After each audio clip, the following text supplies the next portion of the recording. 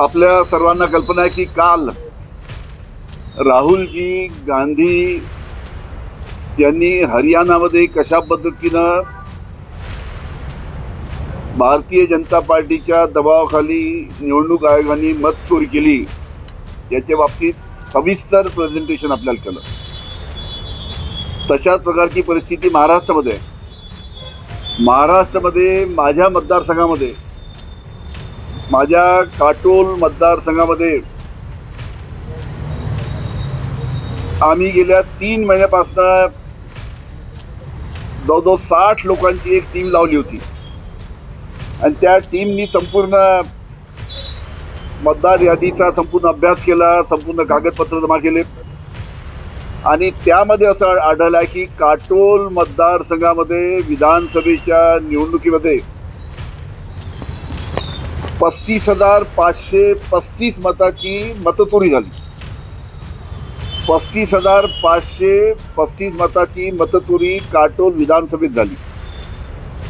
त्याच्यामुळे अनेक ठिकाणी जे सध्या आमदार आहे त्यांचेच भाऊ दिलीप बाबूलाल ठाकूर यांचं जर आपण नाव पाहिलं तर एका ठिकाणी दिलीप ठाकूर आहे, दुसऱ्या ठिकाणी दिलीप सिंग ठाकूर आहे. म्हणजे दोन्ही ठिकाणी त्यांचे नाव, इकडे मतदान करा आणि इकडे मतदान करा. त्याचप्रमाणे आमदाराचे दुसरे भाऊ जे आहे मुन्ना ठाकूर, त्यांचं सुद्धा एका ठिकाणी मुन्ना ठाकूर आहे आणि दुसऱ्या ठिकाणी मुन्ना सिंग ठाकूर आहे. अशा पद्धतीनं डबल मतदान मोठ्या प्रमाणात आमच्या मतदारसंघामध्ये झालं. त्याचबरोबर 0 नंबरचे घरं याचे मोठ्या प्रमाणात याद्या त्या निमित्तानं 0 नंबरच्या घराच्या त्या निमित्तानं आहे. कोणताही घर क्रमांक नाही याच्यामध्ये. 0 नंबरचे घर आहे, कोणताही घर क्रमांक याच्यामध्ये नाही. त्याचबरोबर मुलाचं आडनाव 1 आणि वडिलांचं आडनाव 1 अशा पद्धतीनं सुद्धा त्या निमित्तानं नावं त्या ठिकाणी आलेली आहेत. आणि त्याचबरोबर सगळ्यात महत्त्वाचं म्हणजे मध्य प्रदेशमधनं सुद्धा मतदान झालं आहे आमच्या मतदारसंघामध्ये. मध्य प्रदेशमधनं जेवढा लागून एरिया आहेत त्या सर्व ठिकाणी मोठ्या प्रमाणात मतदान झालं. आमच्या मतदारसंघात सुद्धा मोठ्या प्रमाणात मतदान झालं. एक पुरावा तुम्हाला दाखवायचा राहिला तर लांघा येथे ज्या सरपंच मॅडम आहे, लांघा म्हणजे मध्य प्रदेश, लांघाचे ते सरपंच, लांघा येथे सरपंच मॅडम ज्या मध्य प्रदेशमध्ये लांघा येथे वनिता पराटकर या मध्य प्रदेशमध्ये लांघा गावच्या सरपंच आहेत. त्यांचे पती हे गणपती पराटकर हे उपसरपंच आहेत मध्य प्रदेशमध्ये. त्यांनी या ठिकाणी येऊन आपल्याकडे मतदान केलं. हे पहा, सरपंचाचा लांघा सरपंच असल्याचा दाखला आणि त्याचबरोबर व्होटिंग कार्ड आपल्याकडचं महाराष्ट्राचं व्होटिंग कार्ड, हे महाराष्ट्राचं व्होटिंग कार्ड. अशा पद्धतीनं मध्य प्रदेशचे या ठिकाणी लोक आणून त्या निमित्तानं मतदान केलं. अशा पद्धतीनं माझ्या मतदारसंघामध्ये 35,535 हे मतचोरी त्या निमित्तानं करण्यात आली आहे.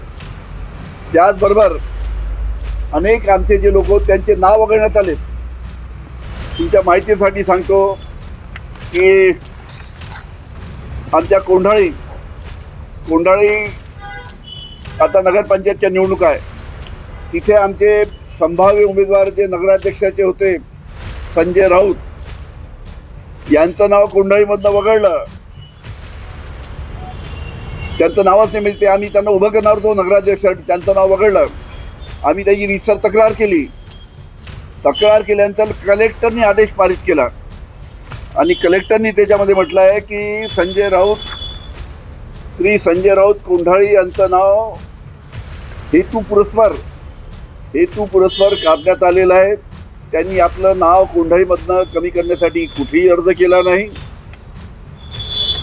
आणि अशा पद्धतीने आज त्यांचं नाव तिथे नसल्यामुळे ते आज कोंढाळीच्या नगरपंचायतच्या निवडणुकीमध्ये उभं राहू शकत नाही. त्याच्यामुळे अशा पद्धतीनं आपल्या विरोधकाचे नाव कमी करायचे, आमच्या मतदारसंघात अनेक आमच्या कार्यकर्त्याचे नावं कमी केलेत. अशा पद्धतीनं जवळजवळ हा कलेक्टरचा आदेश जो आहे, हा कलेक्टरचा आदेश मी इथे लावलेला आहे. अशा पद्धतीनं अनेक प्रकारे 35,535 मतं काटोल मतदारसंघामध्ये याची मतचोरी करण्यात आलेली आहे. अशाच प्रकारचे प्रकार अनेक मतदारसंघामध्ये आहेत. हळूहळू आता जे मतदारसंघातले लोक त्यानिमित्तानं आपले योग्य ती तपासणी करतील ते त्या पद्धतीने संपूर्ण आकडेवारी पुढे येईल. 3 महिने लागले आम्हाला 60 लोकांनी 3 महिने याचा अभ्यास करून त्यानिमित्तानं अशा पद्धतीने काम केलं. एक कोंढाळीचे भारतीय जनता पार्टीचे नेते आहेत योगेश चापले, याचं नाव आता कोंढाळीची नगरपंचायतचं आरक्षण काय येईल त्या पद्धतीने त्यांनी कोंढाळीमध्ये सुद्धा नाव ठेवलं. आणि आपल्याला जे आरक्षण पाहिजे ते कोंढाळीमध्ये आलं नाही तर ग्रामीणमध्ये सुद्धा आपलं नाव राहिलं पाहिजे म्हणून ते ग्रामीणमध्ये सुद्धा जिल्हा परिषद निवडणुकीसाठी त्यांनी आपलं नाव ठेवलं. अशा पद्धतीनं अनेक ठिकाणी डबल मतदान त्यानिमित्तानं आहे. विधानसभेत याचा फार मोठ्या प्रमाणात अशा पद्धतीनं मतचोरी झाली. अशा प्रकारची संपूर्ण परिस्थिती आहे.